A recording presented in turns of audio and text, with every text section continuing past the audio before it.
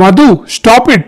నోరుంది కదా అని ఇష్టం వచ్చినట్టుగా మాట్లాడకు. నువ్వు వచ్చిన దగ్గర నుండి చూస్తున్నాను, ప్రతి దానికి నువ్వు మా అమ్మని నిందిస్తూనే ఉంటావు. తను నీతో మాట్లాడిన ప్రాబ్లమే, మాట్లాడకపోయినా ప్రాబ్లమే నీకు అని సీరియస్ అవుతున్న మనోజ్ వైపు కంగారుగా చూసింది సుందరి. మను, కాసేపు ఆగరా నాన్న. నువ్వు అమ్మా మధు, నువ్వు నన్నెందుకు తప్పుగా అర్థం చేసుకుంటున్నావో నాకు తెలియదు, కానీ వనజని పరిచయం చేసింది మాత్రం ఆవిడ మన పక్కింటి ఆవిడ అని. ఎప్పుడు కూడా ఇరుగు పొరుగు వాళ్లతో కనీస ముఖపరిచయం అయినా ఉండాలి కదా అమ్మా. అందుకే వెళ్ళగానే తను కనిపించేసరికి తననే నీకు పరిచయం చేశాను. అంతే తప్ప నాకు వేరే చెడు ఉద్దేశం ఏమీ లేదమ్మా. ఇంతలో నారాయణరావు గారు మధ్యలో కల్పించుకొని, అమ్మా మధు, ఏంటమ్మా నువ్వు ఇంత చిన్న విషయానికే ఇంట్లో నుండి వెళ్ళిపోవడం అనే మాట ఎందుకు చెప్పు? మధు, ఈసారికి నా తప్పు క్షమించు తల్లి. ఇంకొకసారి నీకు ఇబ్బంది కలిగేలా నేనేదీ చెయ్యను అని సుందరి కోడల్ని బతిమలాడుకుంటూ ఉండగా మధ్యలో, అమ్మా ఆపు, ఎందుకు నువ్వు తనని అలా బ్రతిమలాడుతున్నావు? నీ తప్పు లేదు అని తెలిసి కూడా తనని నువ్వు బ్రతిమలాడుతున్నావా? మృదుల, వెళ్ళి బట్టలు ప్యాక్ చేయి. ఇల్లు దొరికేదాకా కాదు, ఇప్పుడే మనం ఇల్లు విడిచి వెళ్ళిపోదాం అంటూ తన తల్లి వైపు కోపంగా చూస్తూ మృదులతో చెప్పాడు వంశీ. వంశీ, నువ్వేం మాట్లాడుతున్నావో నీకైనా అర్థమవుతుందా?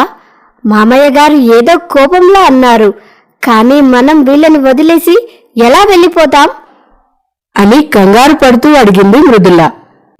మరి వెళ్ళిపోక ఇలానే పొద్దస్తమానం ఇక్కడే మాటలు పడుతూ ఉంటావా? ఒకవేళ నీకు ఇవన్నీ అలవాటైపోయి ఉందాము అని నువ్వు అనుకుంటున్నావేమో, కానీ ఇలా ప్రతిసారి నా భార్యకి అవమానం జరుగుతూ ఉంటే ఒక భర్తగా నేను చూస్తూ ఊరుకోలేను. అమ్మో, పరిస్థితులు చేజారిపోయేలా ఉన్నాయి. ఇప్పుడు కనుక నేను ఆపకపోతే నా కొడుకు నా నుండి పూర్తిగా దూరమైపోతాడు అని తన మనసులో అనుకుని వనజ, మీలో ఎవ్వరూ ఎక్కడికి వెళ్లాల్సిన అవసరమే లేదు. ఇప్పుడేంటి, నీ భార్య జాబ్ చేయాలి అంతే కదా? ఈ రోజు నుండి నేను మీ విషయాలు ఏమీ పట్టించుకోను. నీ భార్యతో జాబే చేయించుకుంటావో లేదా నెత్తిన పెట్టుకుని ఊరేగుతావో నాకు అనవసరం. ఇకపై నేను మీ విషయాల్లో కలుగు చేసుకోవాలి అని అనుకోవట్లేదు. నిరభ్యంతరంగా మీరు ఇక్కడే ఉండవచ్చు.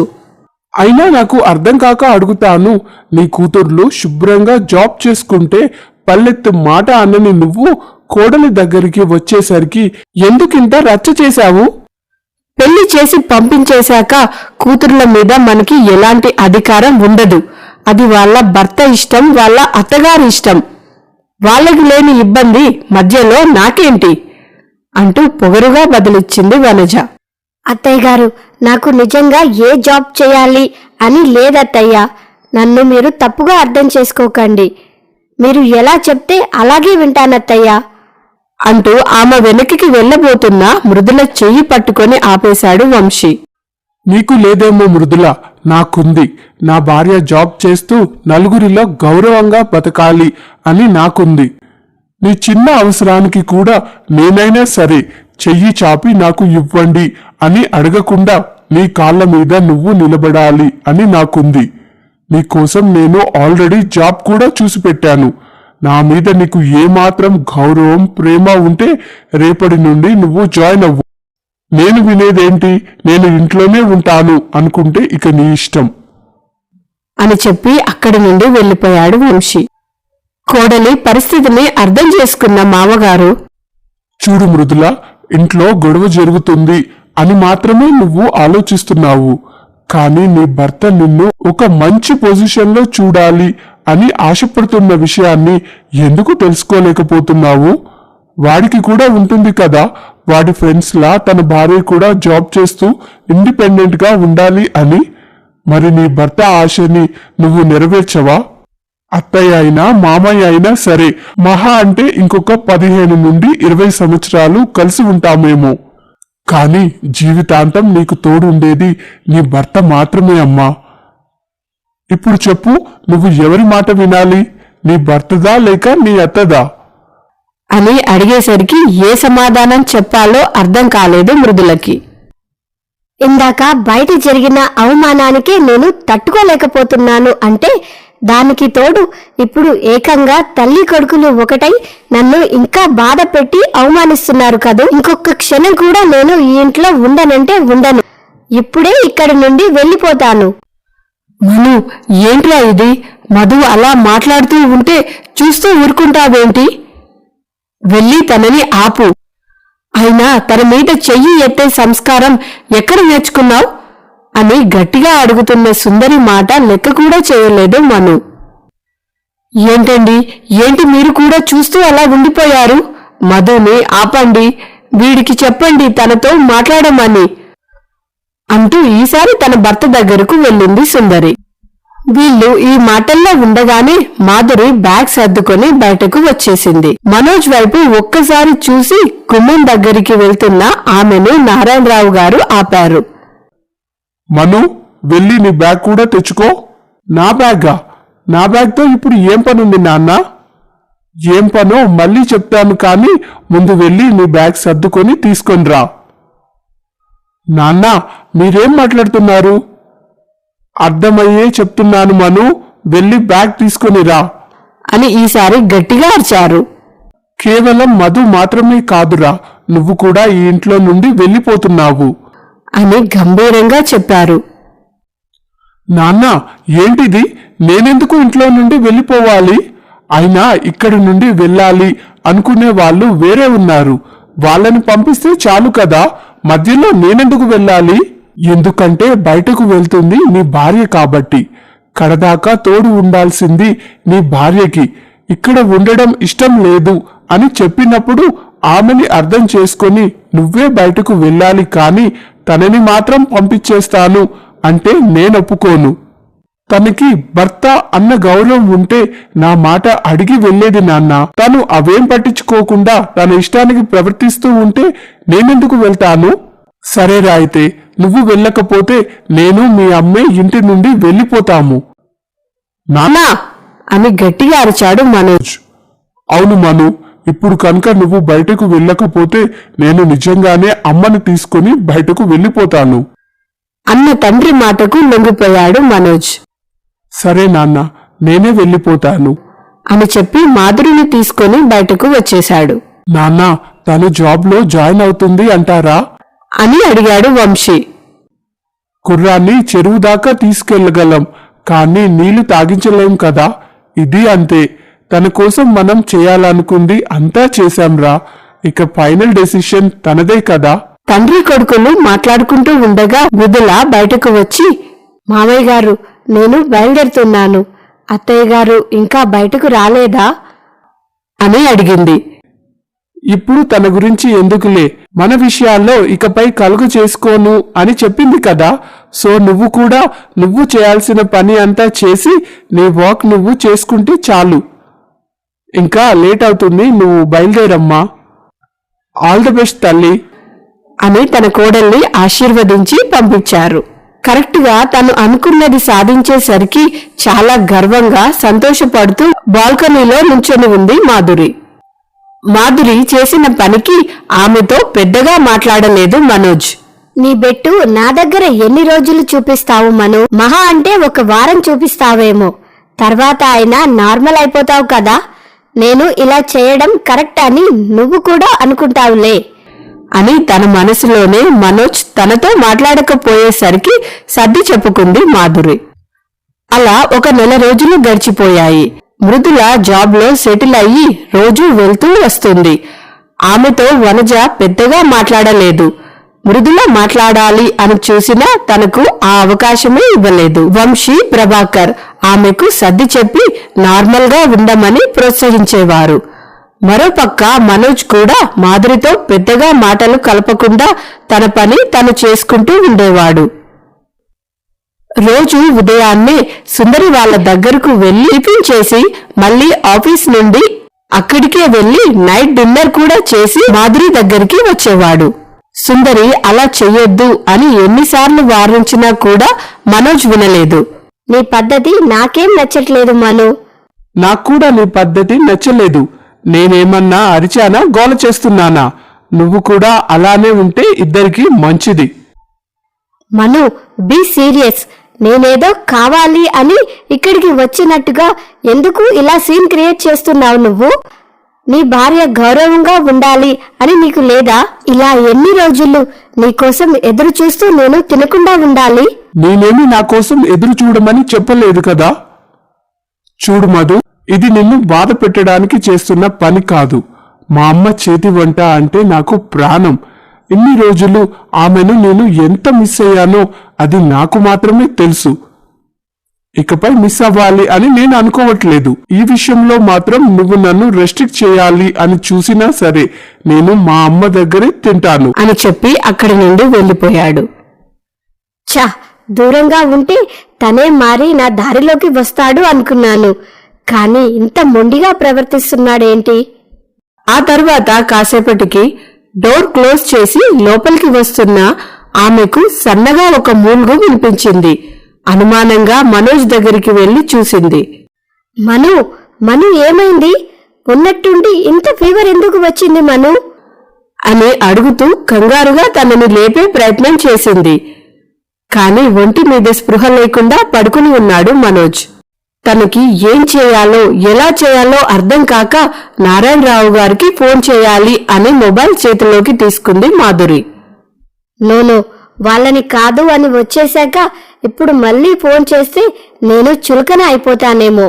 ఎలా అయినా సరే మనుని నేనే చూసుకోవాలి అని పంతంగా నిర్ణయం తీసుకుని ఒక 1 అవర్ పాటు హోమ్ రెమెడీస్ యూజ్ చేస్తూ తనకి కొంచెం ఫీవర్ తగ్గించేలా ప్రయత్నం చేసింది.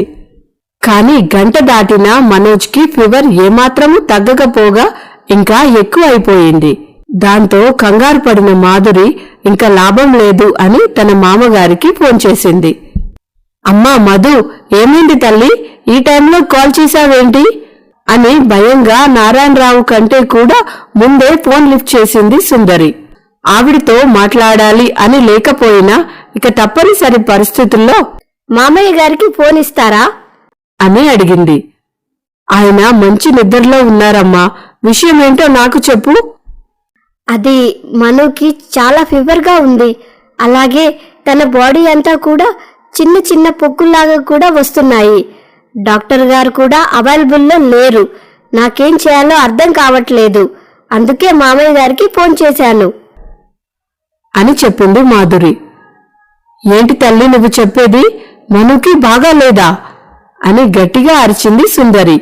ఆ అరుపుకి నారాయణరావు గారు కూడా ఉలిక్కిపడి నిద్ర నుండి లేచారు.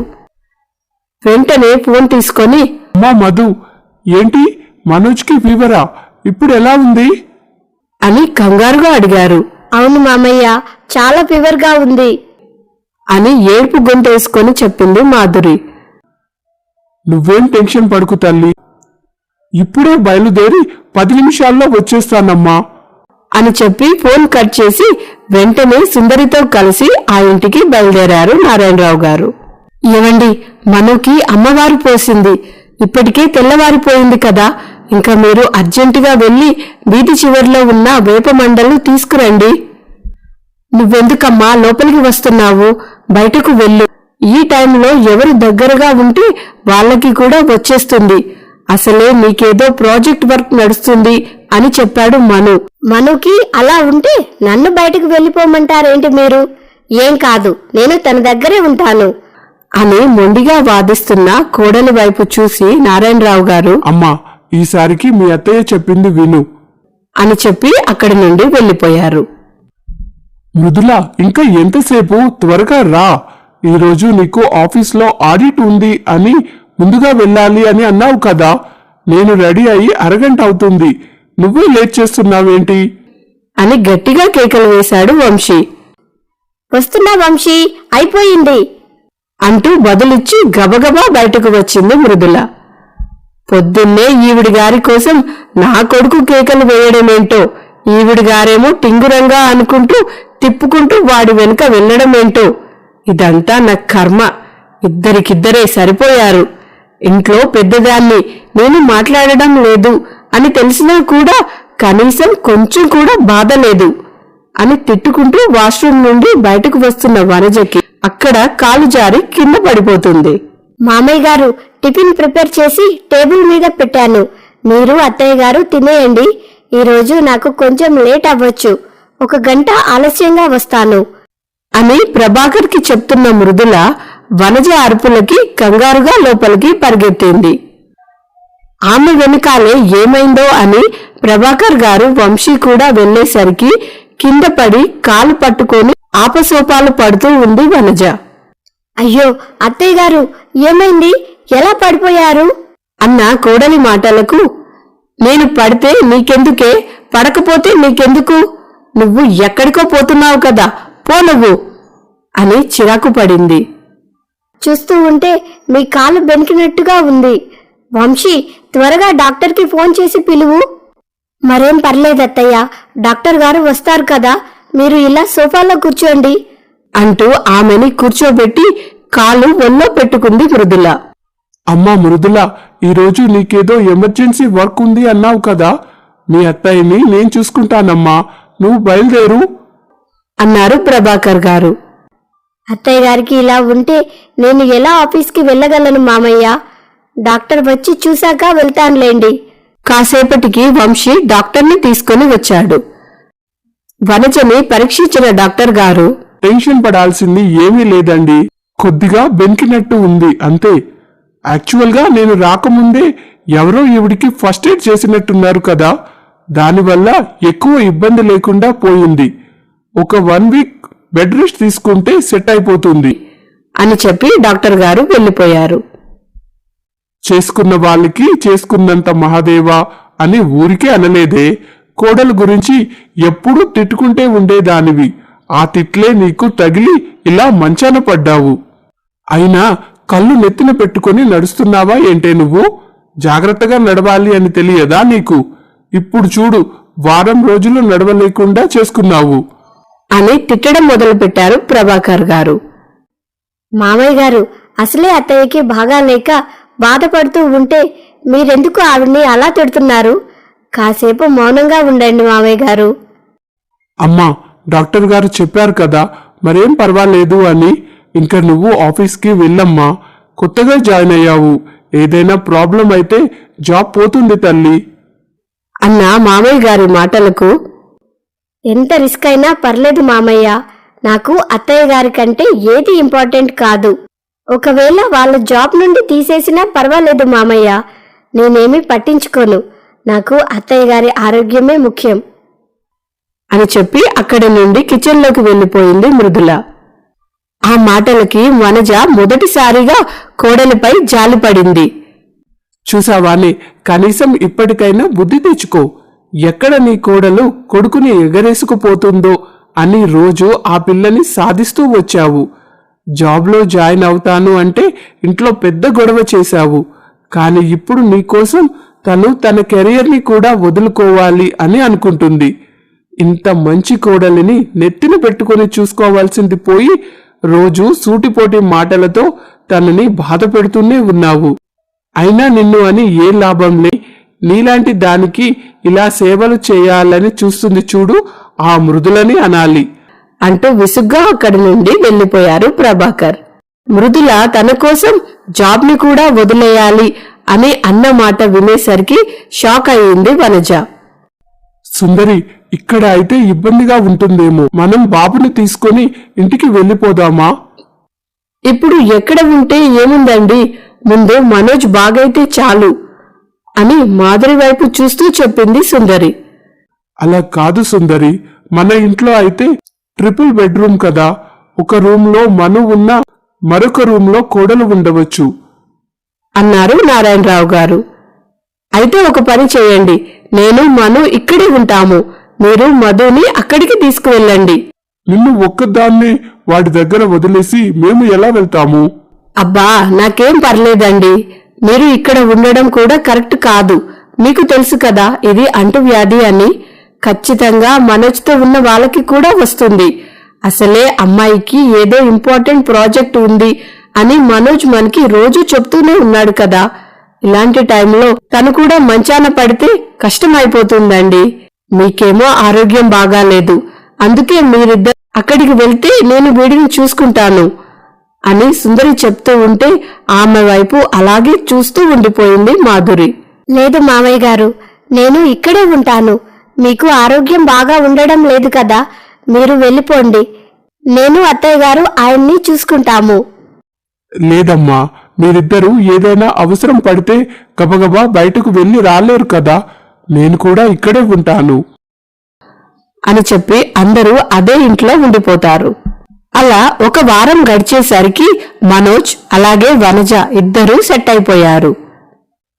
సరేరా మను, ఇప్పుడు నీకు కొంచెం తేలికగా ఉంది కదా, కాబట్టి మేము ఇక బయలుదేరుతాంరా నాన్న అంటూ పైకి లేచారు నారాయణరావు గారు. మనోజ్ మౌనంగా వాళ్ల వైపు చూశాడే కాని సమాధానం కూడా చెప్పలేదు. నాన్నా మను, ఇదిగో రోజూ నేను చేసిన ఈ లేపనం నువ్వు ఖచ్చితంగా మింగాలి. తగ్గిపోయింది కదా అని అశ్రద్ధగా ఉండొద్దురా అంటూ జాగ్రత్తలు చెప్పింది సుందరి. అదే సమయంలో మాధురి కూడా అదే రూంలో ఒక మూలగా నిలబడి వాళ్ల వైపు చూస్తూ ఉంది. ఏమైందిరా, ముఖం అలా పెట్టుకుని కూర్చున్నావు? ఏదైనా ఇబ్బందిగా ఉంటే చెప్పురా నాన్న. అలాంటిదేమీ లేదు నాన్నా అని చెప్పి ఒకసారి మాధురి వైపు చూసి మళ్లీ సైలెంట్ అయిపోయాడు మనోజ్.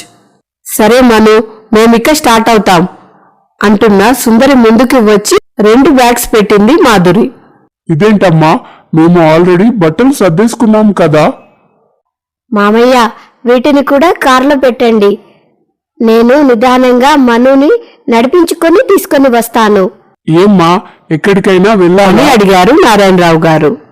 అవును మామయ్య, మన ఇంటికి వెళ్ళాలి.